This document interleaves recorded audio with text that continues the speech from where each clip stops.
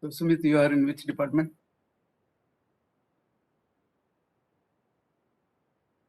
You are muted. Sir, sorry, sir. Sir, we are from electrical engineering department, Electrical engineering. IT Indore. Yes, sir. So the majority is electrical engineering. Sir, basically, sir, our participants are from variety of department like MEMS. They are from MEMS, physics, chemistry. So Okay, basically, the we have shared a Google form with them for the registration.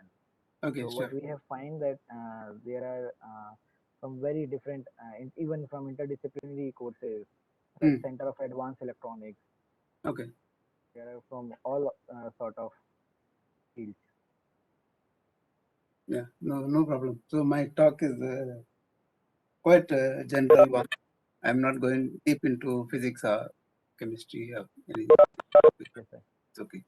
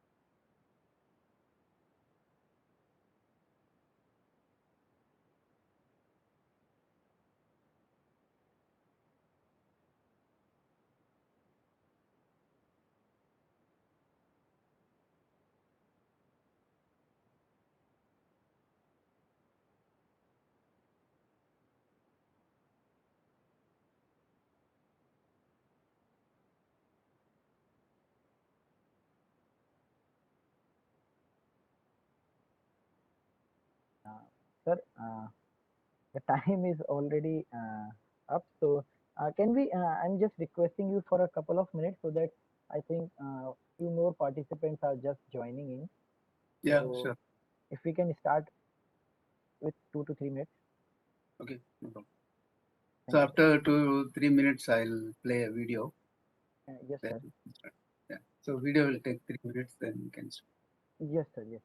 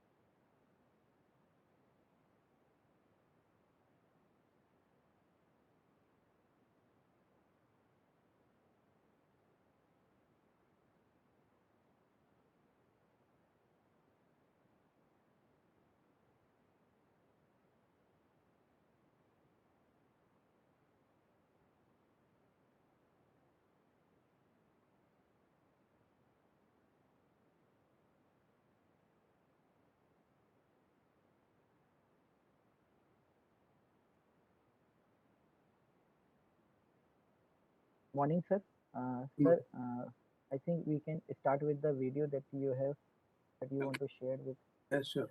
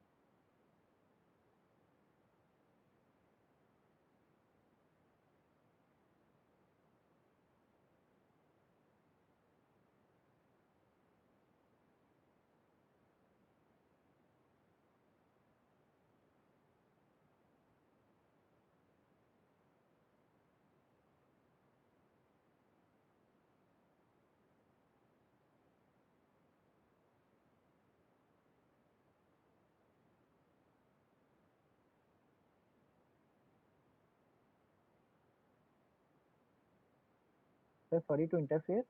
Is there any audio also in this video?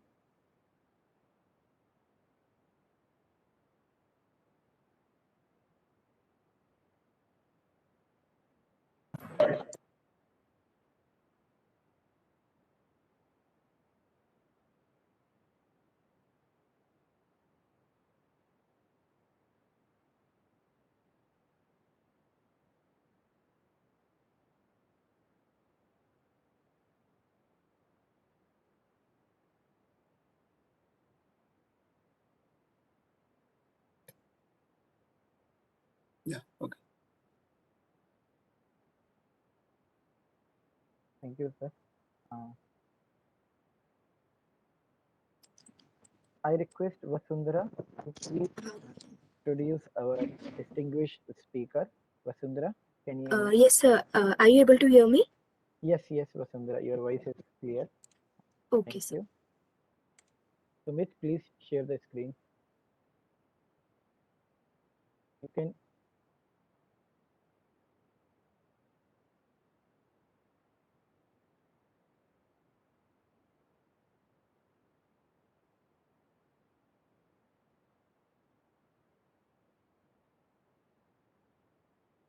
Vasundhara, you can Yes. start with the introduction of our Okay, sir. distinguished speaker. Yes, sir. A very good morning to one and all. On the behalf of IEEE NTC Student Chapter, I welcome you all to today's webinar on nanotechnology in digital magnetic storage and memory. This webinar is sponsored by P4 Vacuum, Jagatek Corporation, Excel Instruments, Rudraksh Technologies, Optimized Solutions, Streamline, and Mansha Technologies. It is my pleasure to introduce you all to today's speaker. Professor S.M. Piramanagalam has an experience of more than 30 years in the field of magnetism, with research topics ranging from amorphous magnetic alloys for energy applications, permanent magnetic materials, to thin films and nanostructures for recording and spintronics applications. His current research interest lies in the interdisciplinary areas of magnetism, electronics, and nanotechnology. His research aims to gain understanding and solve issues related to areas such as spintronics, magnetic recording, and energy. He has recently secured a multi-million dollar grant for research on spin-based neuromorphic computing. He has obtained his bachelor's degree from Madurai Kamaraj University in 1985.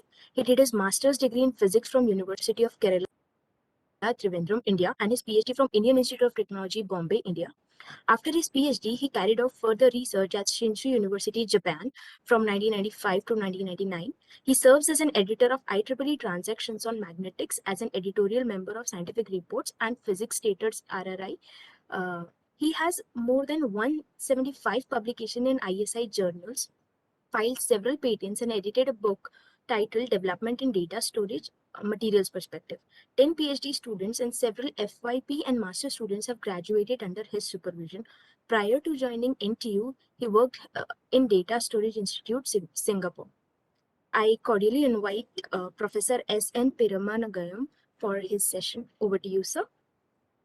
Okay, thank you very much. Thanks for the introduction and thanks for inviting me. So Hemapriya, who is also associated with the IEEE, she's the one who contacted me. So thanks to Hemapriya also. I'll be talking about nanotechnology in digital magnetic recording and memory. So before I get into my talk, basically I just want to introduce Nanyang Technological University. So, here is India and Malaysia is somewhere here. Then Singapore is at the tip of Malaysia.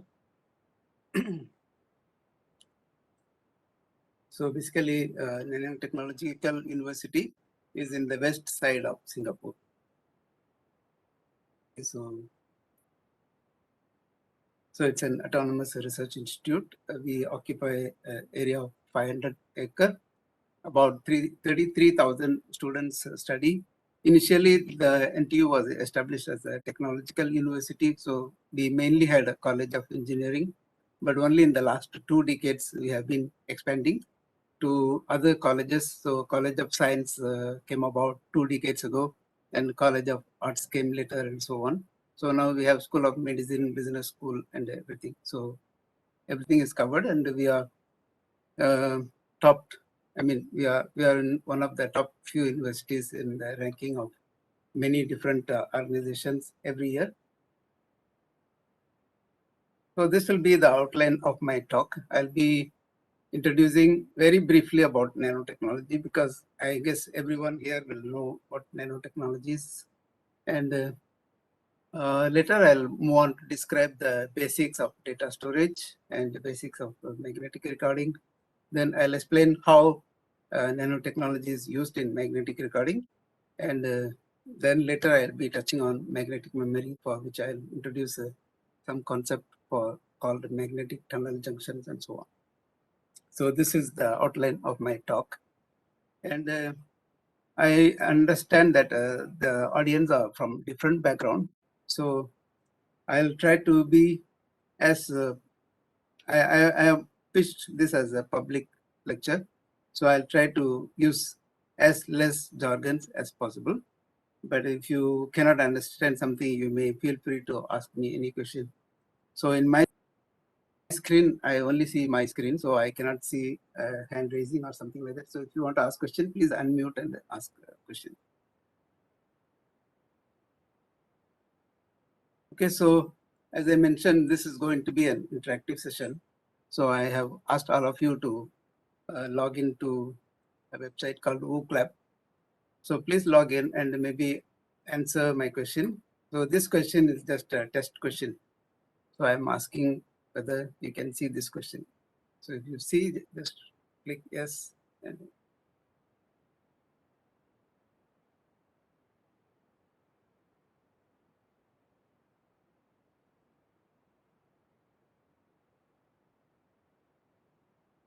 okay, so I see only 5 responses.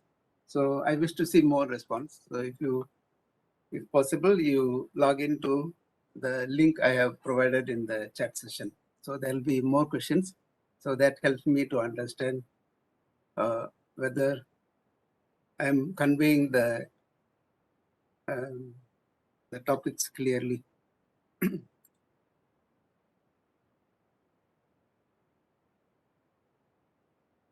Okay, so now I have the next question.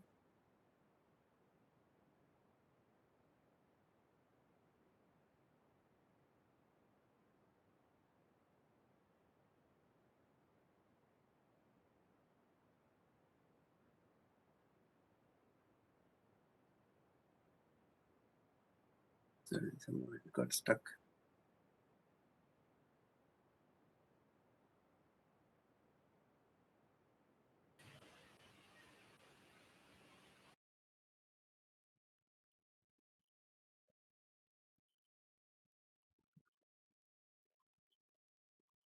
Okay, so as you see here, there are various different types of answers.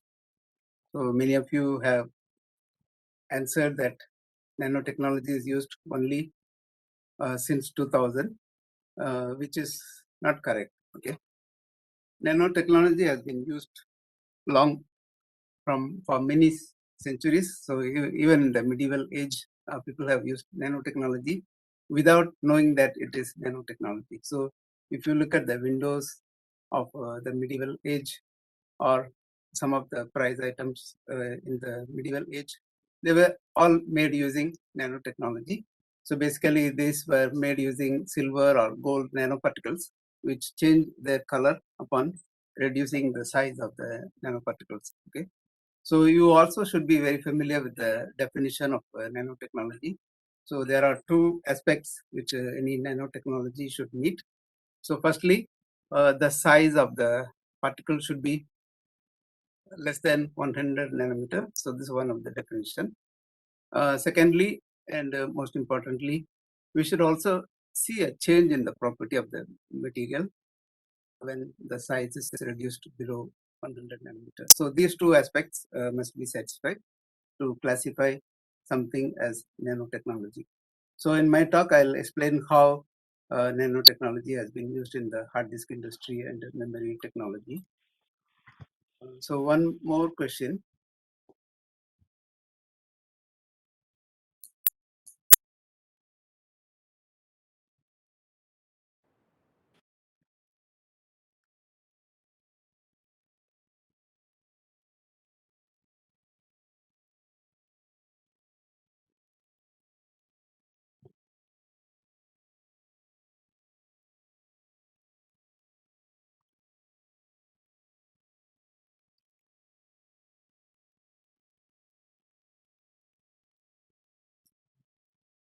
Okay, so again, I see a very different type of answers. So many of you have said a few $1,000, and only two of you have answered several billion dollars. So I can say only two of you are right. Okay, so I'll explain why later. So let's go to the next question. So in this question, you are not choosing answer, you are typing in answer. So the question is, which is the first technology that made a huge money from nanotechnology?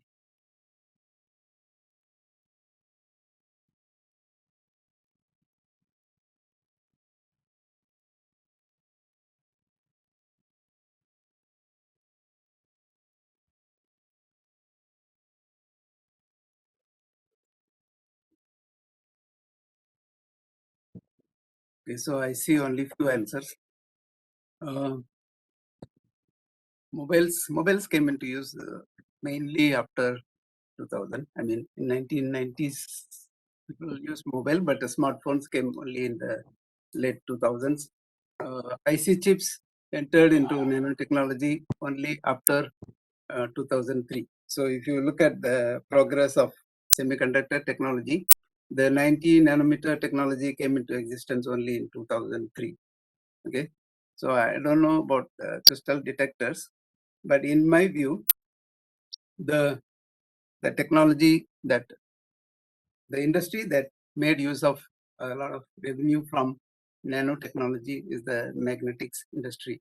Okay, so if you take a hard disk technology, so hard disk technology has been using nanotechnology since late 1990s. Even before the word nanotechnology was coined, the magnetic recording industry has been using magnetic nanoparticles, nanostructures to store information. That's what I'm going to talk about. And another technology that used magnetic nanoparticles is the permanent magnet. So if you go and buy a neodymium and boron magnet, so that's also making use of magnetic nanoparticles. So magnetic industry is one of the first industries which generated a lot of revenue from magnetic recording technology. So if you ask me how much, so magnetic recording industry is generating roughly $20 billion or more every year. So even before the nanotechnology was coined, I can say that about $100 billion revenue has been already generated by hard disk technology, hard disk drive industry using nanotechnology.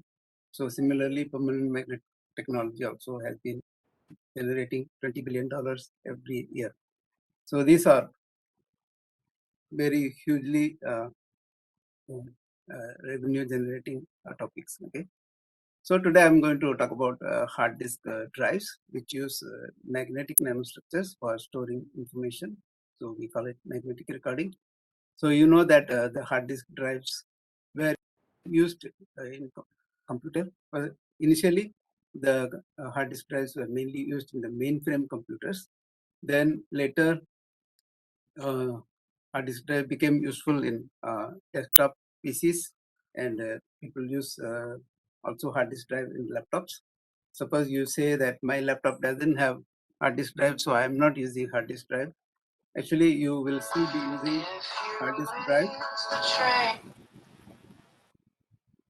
Hello? Yeah, it's my video. So if you say that, okay, I don't use இல்லடா the இல்ல நீ அதெல்லாம் ஒண்ணு அதெல்லாம் ஒண்ணு அதெல்லாம் ஒண்ணு. சும்மா வேலையில இருக்கா um,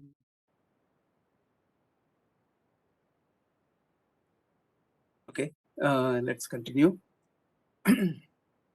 So if you say that I'm not using laptop, my laptop is using solid state drive, you will be still using hard disk drive in the form of using some social media. Suppose you use Facebook or YouTube, Instagram, anything, all the information is usually stored in hard disk drive. So you'll be in some sort of fashion, you'll be a hard disk drive user.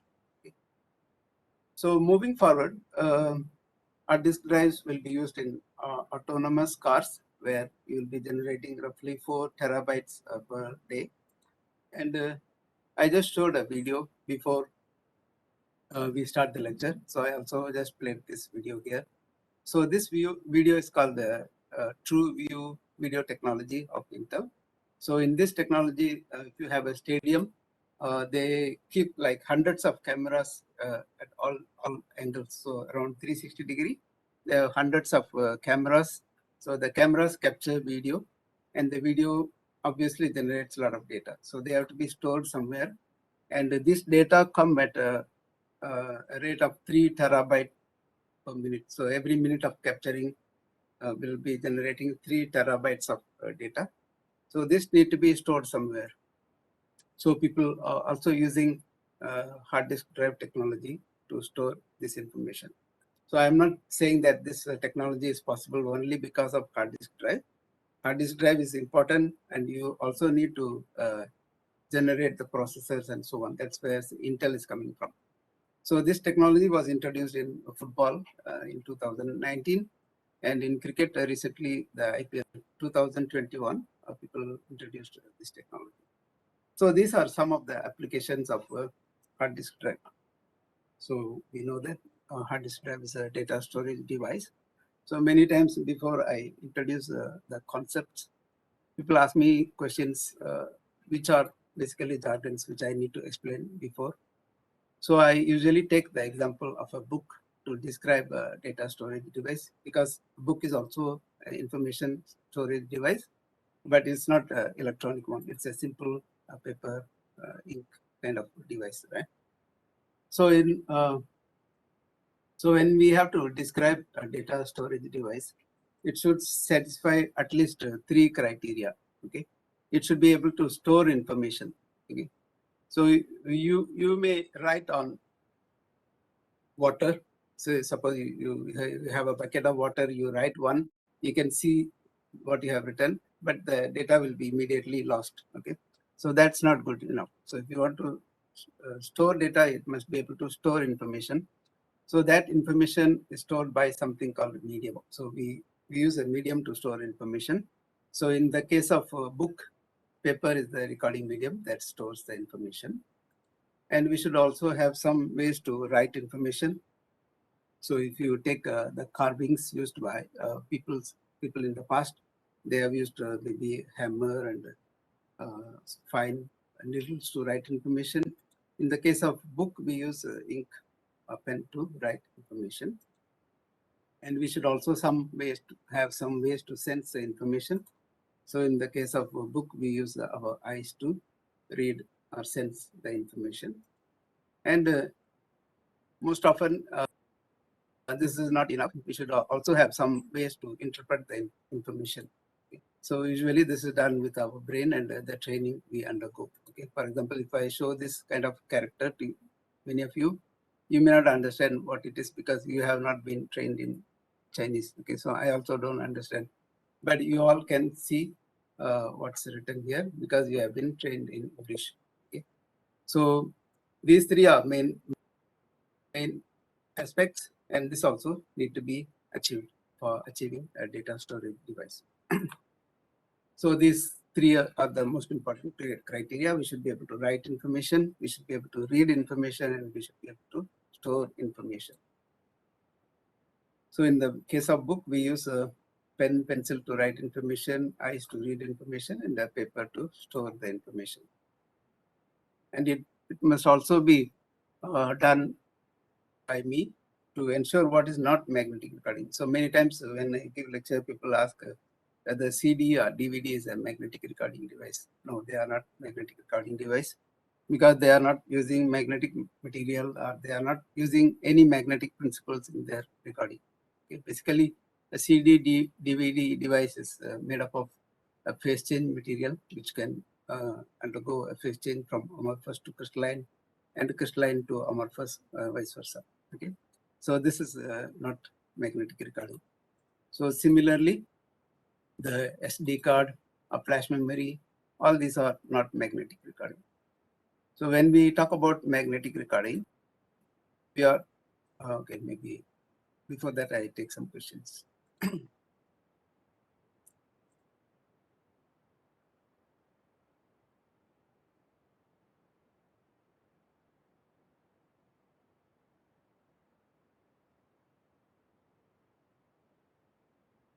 So here you need to type in the question answers.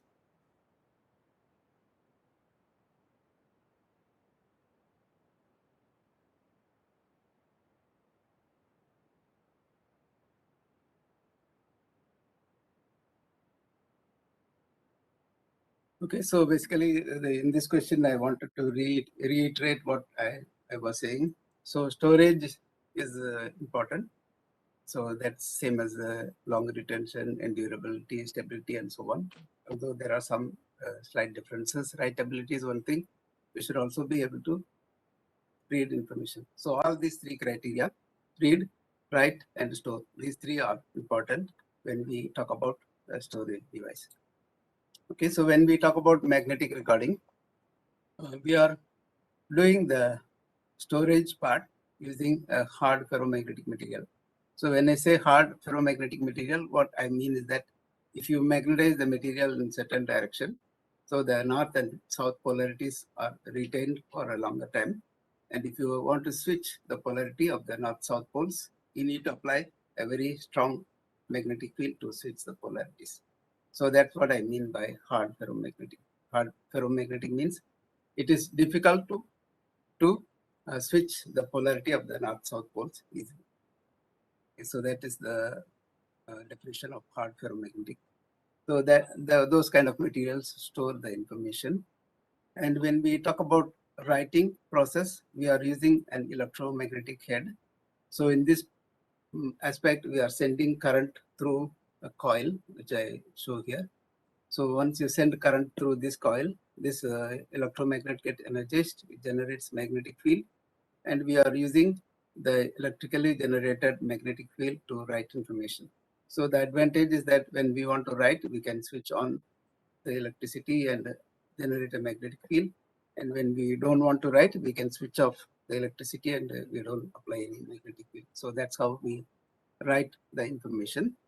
So when we talk about reading, we are using some kind of a magnetoresistive sensor to read information. So basically this is a device where its electrical property, basically the resistance of this material, this device will change as a function of the magnetic field.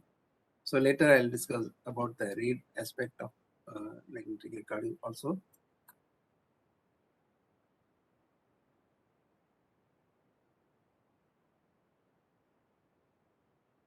Okay, so coming back to the three aspects which I mentioned before, we should have a medium to store information, we should have ways to write information, sense information, and so on. So how this happens in the hard disk drive is that in hard disk drive also, we have a medium. Basically, it's a disk with a magnetic layer coating. So we are using that disk with magnetic coating to store information. And we use an electromagnetic head, which I showed before in the previous slide, to write information. And we use a spintronics based read head, which I'll describe later again, to read the information. And we have several signal processors and processing techniques to interpret the information. So if you closely look at the hard disk drive, it will look something like this. If you open a hard disk drive, it will look something like this, but never open a hard disk drive. It will not be useful when you put it back. Okay, so never open a hard disk drive. This is a spoiled drive, which I opened and took photographs. So it will look something like this. And you see that there is a disk. So this disk is the one that stores the information. So this is where the magnetic material is coated, and this is what stores the information. And you see here, there's a circle. So this circle, there is a, I have mentioned, head. So basically that head is the one which contains both the reading element and the writing element. So we use reading and writing by using the head placed at that part of the actuator. So in the hard disk drive, the disk will rotate.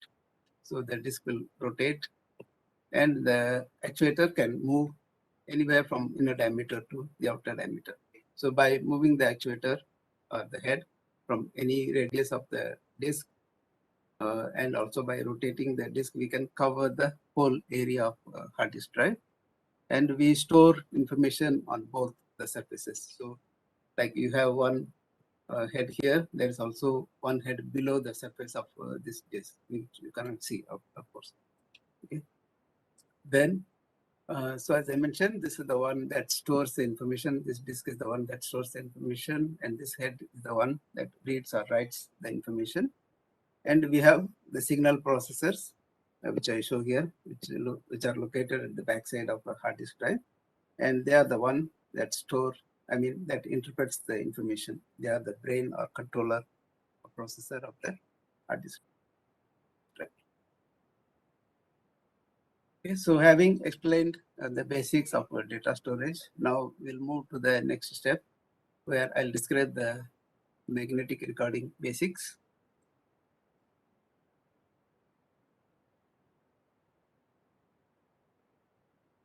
Okay, so if you take a magnet, which has a north pole and south pole, so the magnet will generate a magnetic field line. Okay, so field line basically leads to interaction at long distance. Okay, for example, if I have to hit a tennis ball, my tennis racket has to touch the tennis ball to cause a force on the ball. Okay, so that's a force at contact. But when you have field, you can have force without contact. So when you have magnetic field lines, basically the magnetic materials can cause a force on other magnetic material at distance. So it may not be in contact. So that's what we call by magnetic field. And this magnetic field is usually stronger at the poles. So if you look at this video, so I have a long magnet. Actually, I have made it using many small magnets, but you can consider it as a very long magnet. So this magnet will show a magnetic field, which is shown by the green or red light, only at the poles. Okay, so you cannot see the light at any other region. But once you bring this sensor to the poles of the magnet, you will see that the light is glowing, which indicates that the magnetic materials, after you magnetize once, they will generate a magnetic field around them. And this field is usually stronger near the poles. So you can also see the demonstration of magnetic force, which is at the one end of the pole by using this. So you see that the magnetic ball got attracted to the magnet because of a long distance force. Okay. And if I send in a piece of say a stapler or something like that, if I push a stapler from far away, it will not go here. It will go either this side or this side. So this indicates that the magnetic materials generate a field around them, and the field is stronger near the poles. So this is the principle that we use for reading information. Okay. So in one configuration of magnetic recording, which was used from 1956 to 2008, we arrange the magnet horizontally, like I show here in this video. So when the north and south poles are next to each other, there will be no magnetic flux coming out of it. But when the north and north pole are, when the south and south poles are facing each other, there will be a magnetic flux, and that flux can be sensed by a sensor. So if you see the video demonstration here, so in the intermediate region, there is no signal because the north and south poles are next to each other. But here and here, you will see that there is some signal. Okay, so this is one of the sensing technology that we used in the past. So this is based on magnetic longitudinal magnetic recording technology. However, in the recent past, we have moved to something called perpendicular recording technology. So since 2006, this technology has been used. So in this configuration, we arrange the magnets with the north-south polarity in the critical direction. So we can sense the magnetic field coming out of magnetic poles, and we can classify this as 1 and 0. Okay. So for simplicity, I'm just showing very clear light. Okay. So in this video, if you see here blinking red and green, show 1 and 0. Okay. But in most advanced recording technology of maybe in the recent past, the data is so tightly packed, the signal you get is so messy. Okay, so instead of having a clear 1 and 0 like this, what you will get is something like this, so messy that people use excessive, extensive signal processing technologies to make meaning out of this. So from this, they have to get 1 0 1 0, something like that. Okay. So that kind of signal processing is also happening. This is where the electrical engineers and mathematicians work on. But I'll be focusing more on the materials aspect and the physics aspect. So if you look at a hard disk drive look like this, and this is the disk that stores the information. So on this disk, we store information like this. So we can arrange the magnet up or down, magnetic polarity up or down to store ones and zeros. So this is the basic principle of magnetic recording technology. Okay, so let's go to discuss some questions.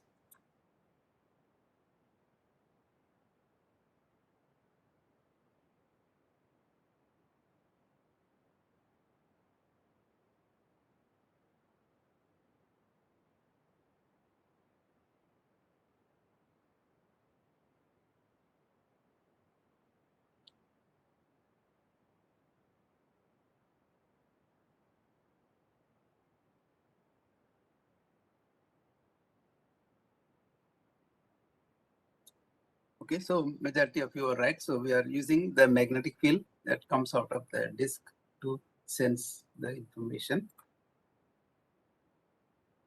Okay, the next question.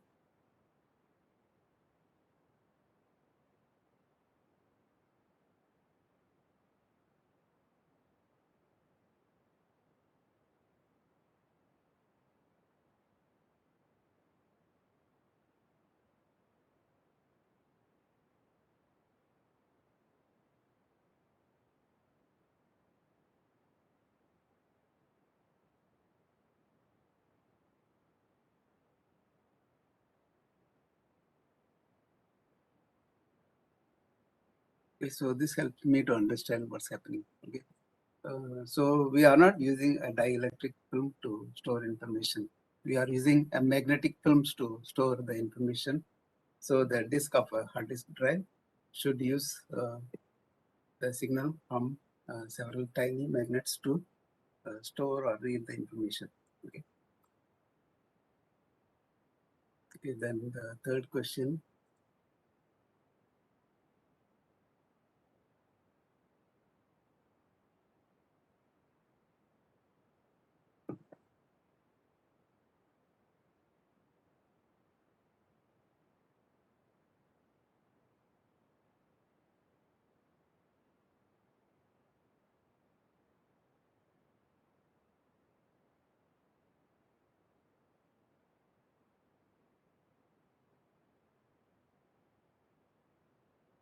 Okay, I'm glad to see a 0 here.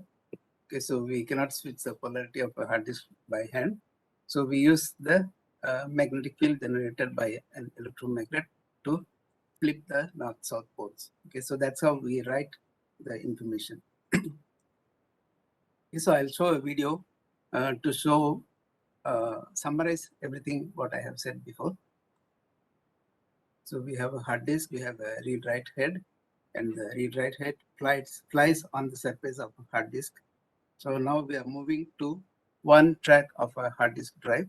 So if you look at the one track, we have a track where the information is stored. We have a write head, which produces magnetic field to write information. We have a read sensor and so on.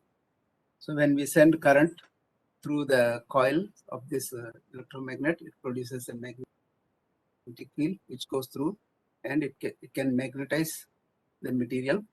Magnetize means creating certain polarity. So this way of creating polarity is the north pole, and another one is south pole. So it can magnetize to have the north pole up or south pole up and so on. Okay? And we use the read sensor to read information. So this is basically magnetic recording technology in a nutshell. Okay, so now I move on to describe where the nanotechnology is used in the magnetic recording. Oops.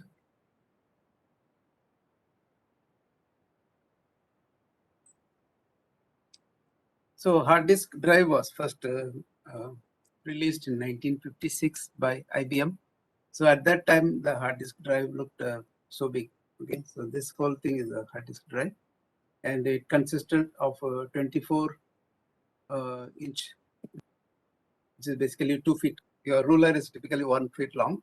So this 24 inch is like 2 feet. So people used this 24-inch diameter disk to store information. So this was the technology in 1956. At that time, how they made the hard disk drive technology, hard disk media is by simply pouring a magnetic primer. Okay, so basically this is a paint. So you take a disk, rotate the disk, and pour the primer on top. So the liquid will spread over and cover the disk. So once the disk is dried, you have a hard disk media. So this is the magnetic technology of 1956. So at that time, they used this kind of media to store information. So they used a manually wind coil to write information, and they used the same coil to read the information also. So the hard disk drives looked so big at that time. So as I mentioned, yeah, the hard disk drive used to be so big, and you have a 2 feet diameter disk which stores the information. And this big hard disk drive had a capacity of only 5 megabytes, okay, which is equivalent to the storage space required for storing one MP3 song. Okay, so that was the technology of 1956. So the technology grows. Okay, in late 1980s, people realized that we should move further. Okay, so they wanted to get rid of the particulate medium, which is the paint-based technology, to thin film technology, because in 1980s this thin film technology is becoming better and better, and people find that there are some advantages. Okay, for example, if you take a paint technology, in the paint technology you have magnetic particles, but they are mixed with some organic material. So basically there's some binder which also occupies some particle volume. So as a result, your magnetic particles only occupy 60% of the volume. Okay, so you will have basically less signal. So people think that if you make a thin film of magnetic material, so you'll have 100% of magnetic material to give you the signal. Okay, so people realize that we should move from this particle-based technology to thin film-based technology, because they think that you will get a higher signal. Okay, but once they move to the thin film technology, obviously they see higher signal, but they also see a higher noise from the disk medium. Okay, so many of you electrical engineers will know that we need a high signal to noise ratio if we have to receive or interpret the information more reliably. Okay? So if signal to noise ratio is not high, we cannot retrieve the information reliably. So to increase the signal to noise ratio, people are thinking about how we can reduce the noise. So if you reduce the noise, obviously the SNR will be higher. So people are thinking about various aspects of increasing the signal to noise ratio. So that's where the nanotechnology comes. Okay. So before I describe how nanotechnology is useful, I should also ask a few questions. So let's say we have a piece of magnetic material. Okay, so the blue color thing that I have shown here is a magnetic material. So I place a permanent magnet below the magnetic material. So I have a question. So I place the magnetic material below the magnet below the sheet like that. What will happen?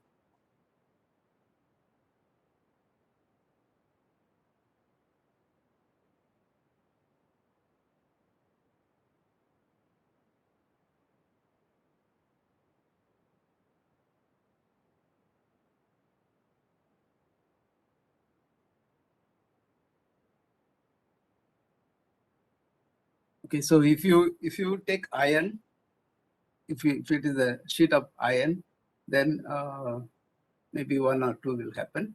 But if it is some other material, it may form 3. So it depends. Okay, so the correct answer is actually it depends on how we prepare the magnetic material. Okay, so that's where I'm going to describe now. So here I'm using a jargon. Okay, magnetization reversal mechanism. So basically, magnetization reversal mechanism means how a magnetic material will respond to a magnetic material. Respond to an applied external magnetic field. Okay. So to make it simple, let's use a ink pen and a paper. Okay. So suppose you use a pen to write information on a paper. So depending on the paper quality, the ink pen may write only where you write. Okay. So if the pen is sharp, then the information will be written only at the point where you are writing information. But if the paper is blotting, okay, so if the paper has a lot of pores, it can spread the liquid. So if you use an ink pen and write information, and if the paper blots, so you try to put a dot, but the dot spreads and covers a lot of region. Okay, so this kind of thing will also happen in a magnetic material. So that's what I'm calling by this jargon, magnetization reversal mechanism. So if you place a magnet below a magnetic material, you may magnetize only one region, or you may magnetize a very huge region near to the magnet. So that's where the nanotechnology comes. So I'm showing one example where the north-south polarity spreads when we apply a magnetic field. So this is what we call a domain wall motion. So this is a jargon. But what I mean is that if I apply a magnetic field, the north-south polarity keeps spreading. Okay, let's say this is south. Okay, let's say the black one is north. So when I keep applying the magnetic field, you see that the region with north polarity is spreading. Okay, so this kind of spreading is not good. Okay, so we call that domain wall motion is not a preferred mechanism for magnetic recording, because you want to write information in a very small region, but when you apply a magnetic field, not only that region, the regions nearby also are switching the magnetic polarity. So that's not good. Okay. So if you try to write information 1 here and 0 here, so you see that in materials with a domain wall motion, there's a large region occupied by this space between 1 and 0. Okay. So this is not advisable. So we want this spacing between region with one polarity and the other polarity to be as small as possible. So in this case, you see this space is like 1 millimeter. This is a very poor magnetic material, which shows the domain wall motion. Okay, so this kind of material is not suited for magnetic recording. On the other hand, if you can make nano-sized grains, so in this case, what happens is that when you apply a magnetic field, let's say I apply a magnetic field into the plane of my screen. So in this case, only the grains are basically tiny crystals. Okay, so these tiny crystals only they will change the polarity. Okay, so if we move from a continuous thin film to nano-sized grains in a magnetic disk, then we can write, say, this particular set of grains to be polarized up, okay, and another set of grains to be polarized down, and so on. So this will represent 1, 0, and so on. So by moving from a thin film technology where very large grains are used to a technology where nano-sized grains are used, we can increase the density of recording. Okay, so when I talk about grains, maybe people who are not very familiar with the field may not know what it is. So I'm giving you this an analogy, which is not exactly the same principle. So if you take a magnetic slate like this one, right? So basically this contains packets isolated from each other, and inside each packet there are ferromagnetic nanoparticles. Okay. So here if you bring this tip, which is a magnetic tip, over this region, so only the particles inside that packet reverse their magnetic polarity. So you'll see the black contrast. Okay, so this is an example. This is a very large scale example. So here the packet size is like a few millimeter. Whereas when we talk about the grains of a magnetic recording, we are talking about 8 to 10 nanometer. So we are using very small nanoscale grains to store information in magnetic recording. So this is where the nanotechnology comes in. So basically when you have when there is no nanotechnology, you have the domain wall motion reversal mechanism, and your bit boundaries are very wide. So they can be as wide as few micrometers. So this is what happens when there is no nano. Before nanotechnology, the domain walls used to be, the bit boundary used to be very large. But once you make the grains to be very small and you control the reversal mechanism better, you can have bit boundary as small as a few nanometers. So this is where the nanotechnology helped the hard disk industry. And we have used this technology even as early as 1995 or late 1990s, even before the term nanotechnology was coined. Okay, so we have been using these small nanoparticles to store information. How small? So if you look at state-of-the-art hard disk drive, they are as small as 8 nanometer. And basically they are also separated by a non-magnetic grain boundary. So whatever you see here in white color, they are non-magnetic material. So that's what make each of these tiny grains as a single magnet. Okay, so the grain boundary is as small as 1.5 nanometer. So if you take a hard disk drive and you cover an area of 1 square inch, okay, so in 1 square inch, you will find that there are 12 trillion tiny magnets. So we are using this kind of advanced technology to store information in a hard disk drive. Okay, so now again I can reiterate that you have a hard disk drive, you have a magnetic coating. Basically, this magnetic coating consists of very small grains which have a diameter of 8 nanometer, and we are using a collection of these small grains to store the information. As a result, we can reduce the noise coming from the recording. We can achieve high signal to noise ratio. Okay, so that is the key aspect. So if you look at the growth of the hard disk drive, even as early as 1999, our grains are much smaller. Like we have like 20 nanometer grains.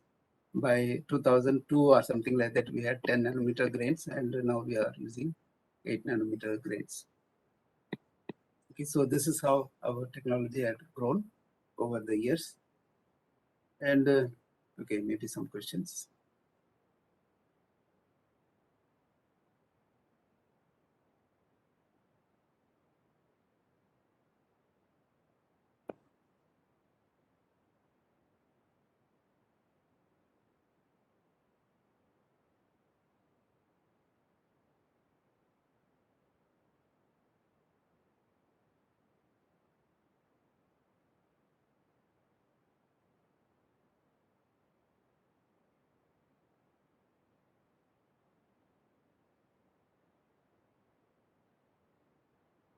Okay, as long as the ratio of correct answer is much larger than the wrong answer, I'm happy. Okay, so basically for magnetic recording, we are looking at a media where the individual particles reverse their polarity. We don't want a media, a thin film, where the domain wall motion is the reversal mechanism. So just think about the analogy, then you will understand. So recording media with domain wall motion is like a paper which blots ink. Okay, so if you keep your pen on the paper for a long time, the ink will spread, keep on spreading. So we don't want such a recording medium. And this is achieved by using nanotechnology. So by shrinking the grains size to as small as 8 nanometer.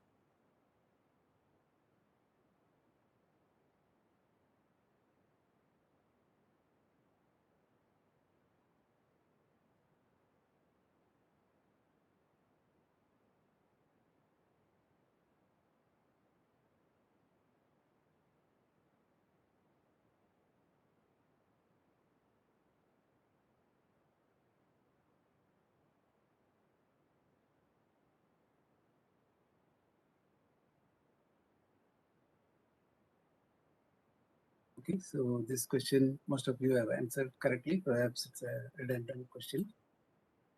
So maybe let me explain to you the concept using this geometrical series. So if you have to explain 1 plus half to plus 1 half plus 1/8 plus 1 over 16 all the way to a very, I mean 1 over 16, 1 over 32 and so on, the final answer will be 2. Okay.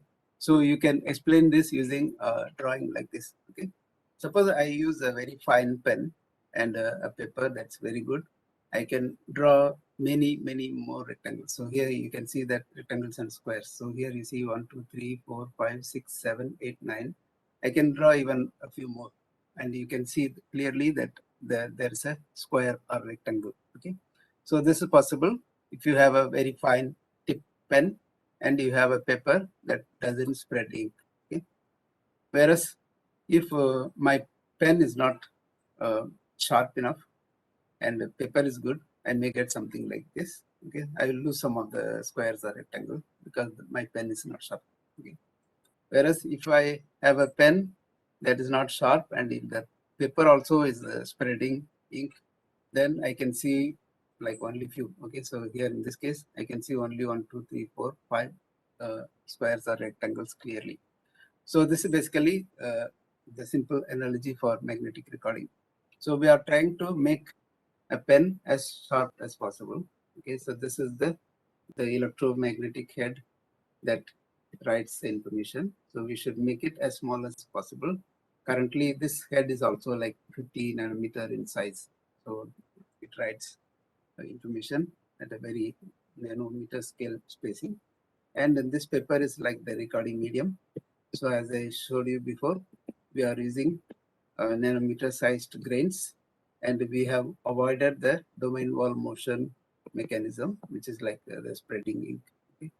So by using recording medium with the nano grains, we have solved we have solved and we keep solving the high density data storage problem. Okay, so typically, if you look at current hard disk drive, there will be around 20 to 20, more than 20 layers to store them. I mean, to achieve the recording function. Okay, there are many layers which I don't want to go through in detail because reaching the time. And these layers are deposited by using very high-tech sputtering equipment with over 20 chambers, and these operations are carried out at a class 10 clean room, so that you can make very clean disk, because in hard disk drives the head will fly over the disk media at a spacing of 1 to 2 nanometers, so you don't want any particle and so on. Okay, so this is the state of the art technology. Okay, so now I will move briefly into the magnetic tunnel junction and the magnetic memory. I will not spend much time. Maybe I'll take about 5 to 10 minutes to finish that. So I have described to you that so far we have been focusing our discussion more on the disk that stores the information. And I mentioned to you that this is the head that reads and writes the information. Okay. Again, this read sensor or write sensor also is a nanotechnology. So in the read sensor, we have nanometer thin layers, which have also special purpose. And the write head also is also 50 nanometer in size, because we want to achieve high density information. Okay. So I'll be discussing about the read or read sensor basically.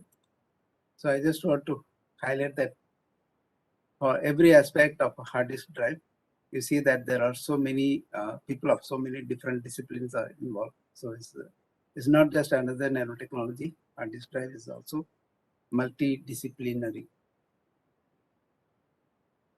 Okay, so when we talk about the reading aspect of hard disk drive, we are using a new branch of electronics, which is called the spintronics.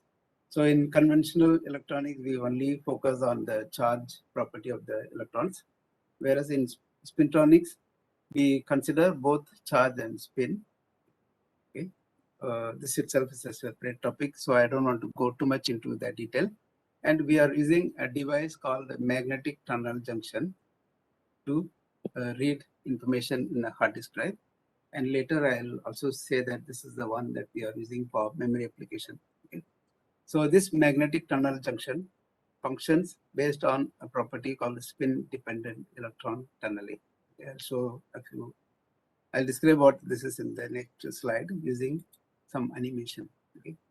So here I have used a color code to represent the magnetization direction. Let's say this layer has this is the ferromagnetic layer with the north-south polarity as shown, and we have another ferromagnetic layer with the north-south polarity as shown, and in between we have an insulating layer. Let's say this is MgO.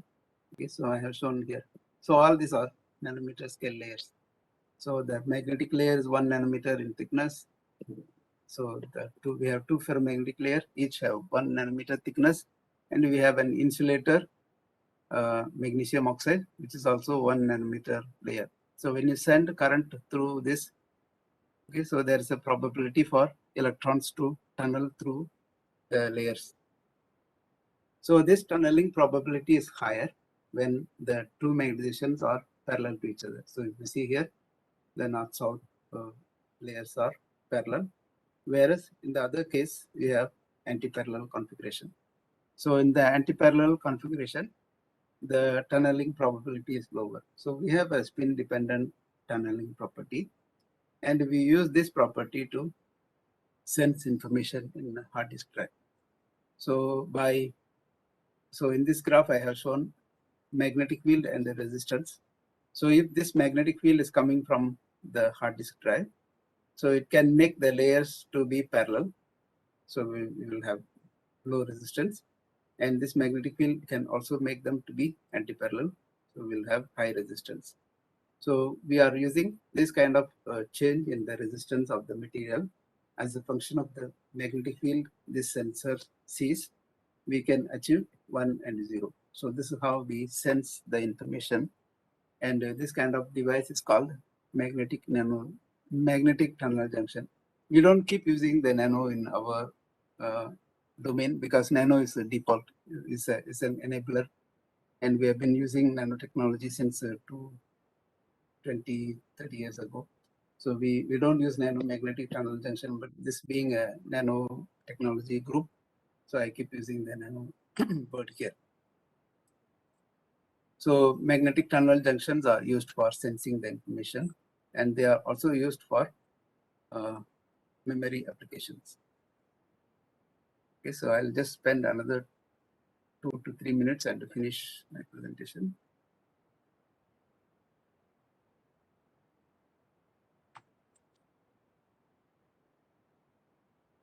Okay, so now we move to the memory part. Okay, so we can use a magnetic tunnel junction to store information. So as I showed you before, this magnetic tunnel junction can show low or high resistance state. So basically we can consider one of them as a 0 and another as 1. Okay, so if you place this magnetic tunnel junction in a transistor based circuit, so based on this the state, you can use it as a memory. Okay, so this technology is called as magnetic random access memory, because instead of DRAM, where use a capacitance to store the memory. So this magnetic random access memory uses magnetic materials and magnetic property of the materials to store the information. So we call this as magnetic random access memory, and the prefix spin transfer torque refers to a way of writing the information. Okay, so when you have a memory, you don't want external magnetic field to write information. You want to write the information using the current, right? Because your electronic circuit mainly have transistors to supply current, and you want to write or read information by sending current through the transistors. Okay, so this spin transfer torque mechanism is a way to write information. Okay, so which is shown by this video here. Okay, let's say we have state 1. Okay, now we have the two layers in anti-parallel direction, so they will have a high resistance, they will give a high voltage. So we are in state 1. Okay, so we want to make this memory to have state 0. Okay, so going to state 0 means we have to have both the layers to be in the same direction. Okay, so how do we achieve? We send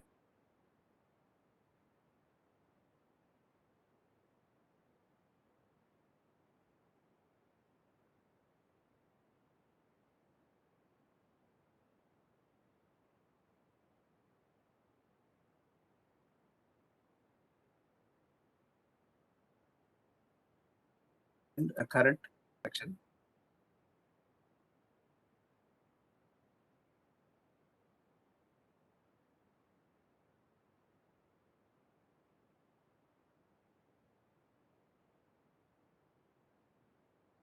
The spin transfer torque use the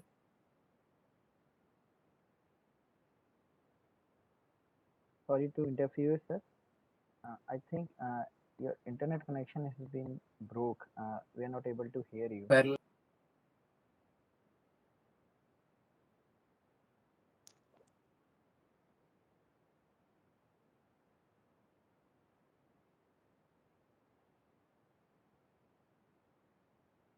State or anti-parallel.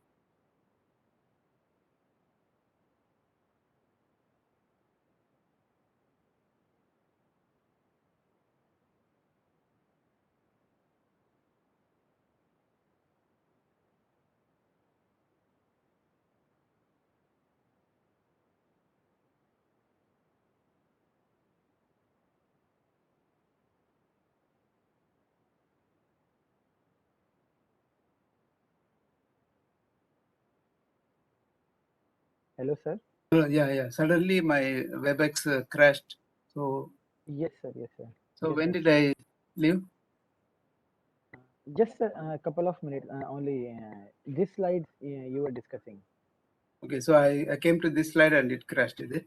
Yes, sir. Yes, sir. Okay. Okay, so I have described how the nanotechnology is useful in magnetic storage and memory. So what are the implications? So one implication is that Sorry, Professor. Sorry, Professor. Actually, the interruption got when you were describing how to change the state 1 to 0. okay, In the previous slide. okay, let me go back.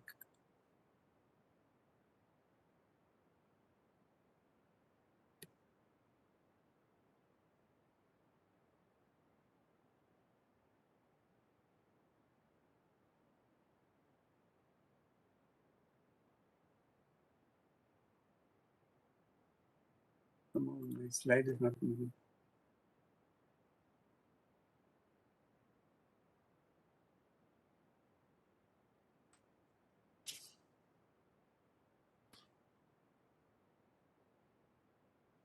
Now my PowerPoint crashed, so let me wait for a while.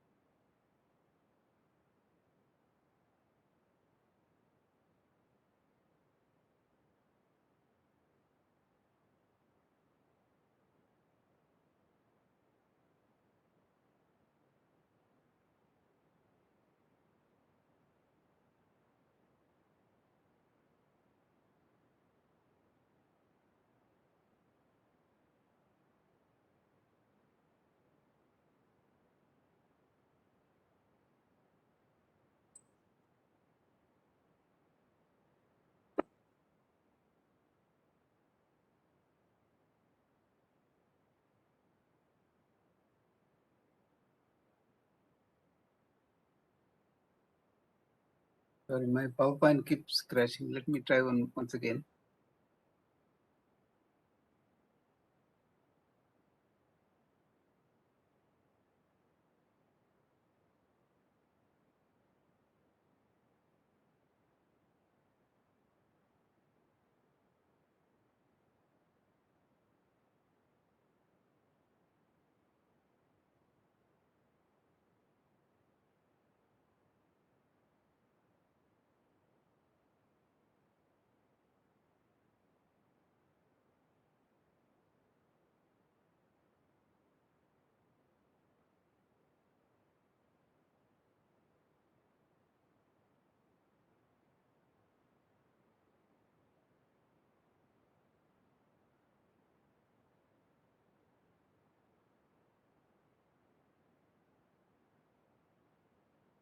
Am I still in the meeting? Yes, Professor. Okay, We can so hear you. We can hear looks you. like We can yeah, my hear you. PowerPoint is hanging. I don't know what's happening. Basically, I only wanted to say a few points. So the what are the implications of the memory and the hard disk drive technology?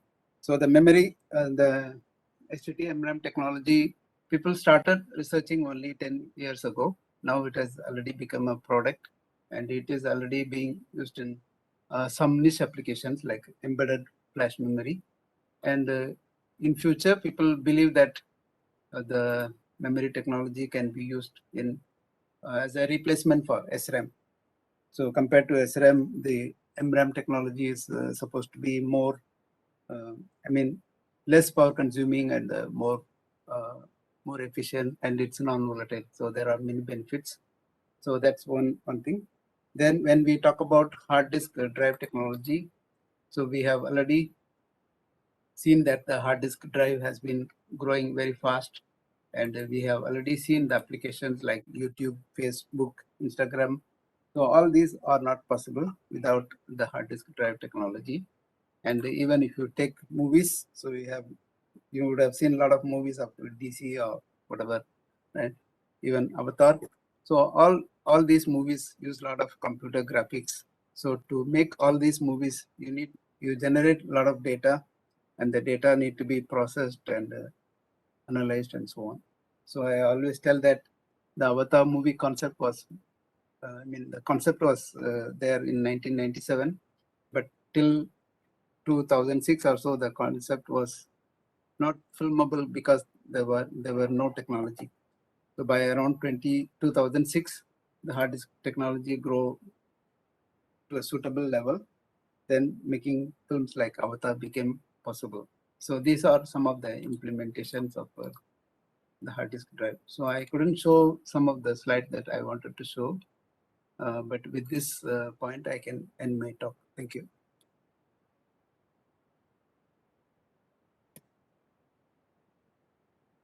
My screen is basically blank. So if anyone have question, maybe just ask. I can hear the audio.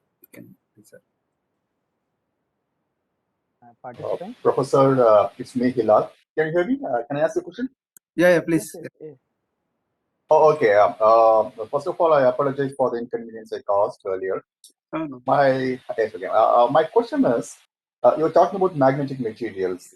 Mhm. Is there how many different families are there as far as magnetic materials concerned? And is there, see, for example, in thermoelectric materials, we have chalcogenide one family and scaturides one family and oxides in another family, silicon is another family. So if Mhm. we cannot meet one particular property, what we do is we switch over to some other materials and we gain the property.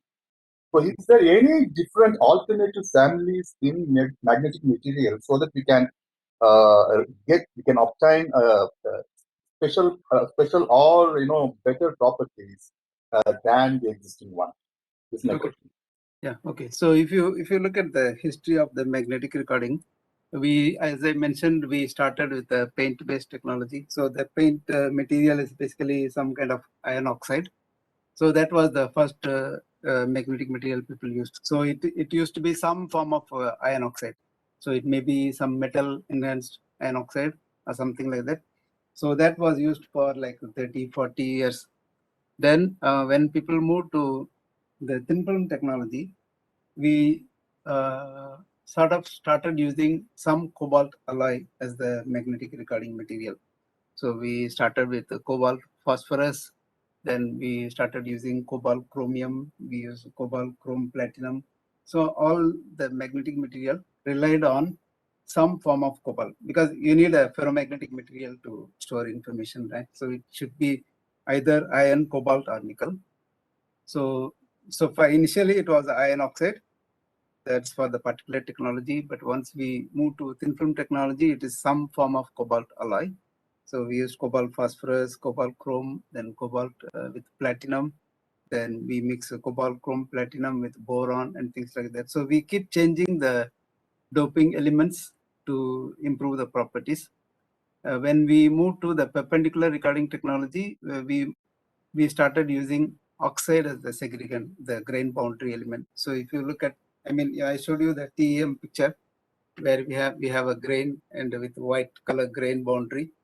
So usually the grain boundary of the current technology is based on it's an oxygen rich region. So we have started using oxide materials to segregate the grains. So even now, if you look at the current hard disk drive, it is still cobalt based. But moving forward, I haven't discussed because of lack of time. We have some thermal stability issues, and if we have to move beyond 2 terabit per square inch, we have to implement a new technology called heat assisted magnetic recording technology. So there we are using some sort of iron platinum ordered material. Okay, so unlike some other technology where you may have many different materials for different needs, in hard disk drive we have a lot of criteria. We have to make grains small. They have to be thermal stable. So when we are talking about thermal stability, they should have certain anisotropy constant and so on. So all these are met by only very few candidates. So moving forward, we have only one candidate. None of the other ferromagnetic material can meet the demands of future magnetic recording. So the only material that can meet the future magnetic recording is iron platinum. So it's a ordered compound of iron 50, platinum 50, something like that. So we don't have a lot of choice, and we keep playing with the materials, fine tune, and get the desired properties. Thank you, Professor. But we tailor the properties in the stacking. So I showed you 20 layers, right, in the magnetic recording. So we tune the properties by stacking layers below or above, and by changing the compositions slightly. Thank you, Professor. Okay, thank you. Participants, if someone has any questions for our speaker, please ask. The floor is open for questions. think there were some questions in the chat window. I cannot Yes, see sir. them because my Sir, screen I is will. totally blank. I'm using Yes, my sir. computer as a phone now. Sir, I will dictate it to you. Sir, Zain has asked that what is meant by sputtering. Okay, sputtering is a technology to fabricate thin film. For example, you can fabricate a thin film by spin coating something. So as I told you before, the first hard disk drive was made by spin coating technology. You take a resin, some kind of liquid material, you spin coat onto something. Okay, you rotate the disk, spray that, then wait for it to dry. You'll have a thin coating. So that's one form of technology. That's spin coating technology. Sputtering is another form of coating technology to make thin film. So when we talk about sputtering, we are like playing billiards with atoms. So if you want to sputter, say a material, let's say cobalt onto the disk that you want to deposit, what you do is that you keep the cobalt sputtering target into a vacuum chamber, then send argon ions. So the argon ions will collide onto the cobalt target, and the cobalt atoms will be released. They will go everywhere, then they will also get deposited onto the substrate. So it's like playing billiards with the atoms. So sputtering is that kind of technology to form thin films. Thank you, sir. Sir, Saurabh Yadav is asking, does SSDs comes under the magnetic recording system? No, I showed this in the one of the first few slides. So the flash drive, SSD, they are all based on semiconductor technology. They do not belong to the magnetic recording technology. Thank you, sir. Jitin Satish Kumar is asking, won't the data stored in the hard disk can be manipulated by external magnetic field? Okay, we are designing materials in such a way that they are not manipulated by external magnetic field.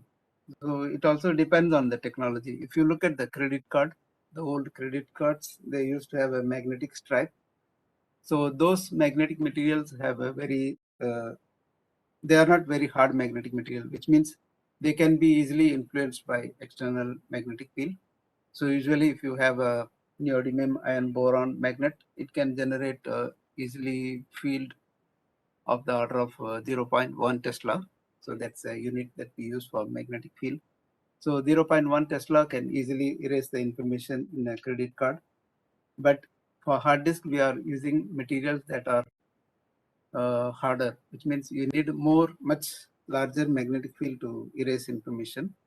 So usually the external magnetic field cannot erase the information in a hard disk drive. Thank you, sir. Sir, one last question is also there. Mhm.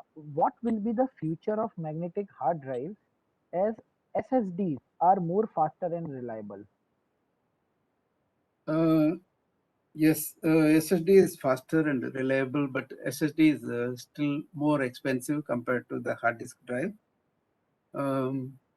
At least 5 times more expensive for the same capacity.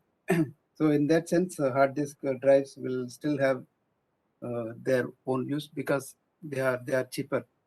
They are, if you are reading data sequentially, the hard disk drive is not that slow. Okay, so if you spend some time to seek the information. Suppose the information is located at one part of the drive, you go and access the data. So there is some time spent in seeking information. But if you are, suppose you are streaming movies, right? You can store all your data next to each other. So in that case, there is no seek time. So the reading of information can be very fast. So hard disk drive need not be slow all the time. It can be reasonably good enough. But because of the lower price, hard disk drives are still useful. So even now, 80% of the information in the cloud is stored in hard disk drives. Thank you, sir. Now I would like to request Vasundhara to share a thank you note for our speaker. Vasundhara. Sure. Thank you very much, sir, for such an enlightening and interesting session on nanotechnology and magnetic storage and memory. We are grateful to you for your time and effort that you took to share the thoughts with our IEEE NTC community. Thank you very much, sir. Thank you. Yeah. This was a you, really sir. interactive session. Okay, thank you all. Bye-bye. Yes, sir. Thank you. Thank you very much, Thanks. sir. Thanks everyone for joining us.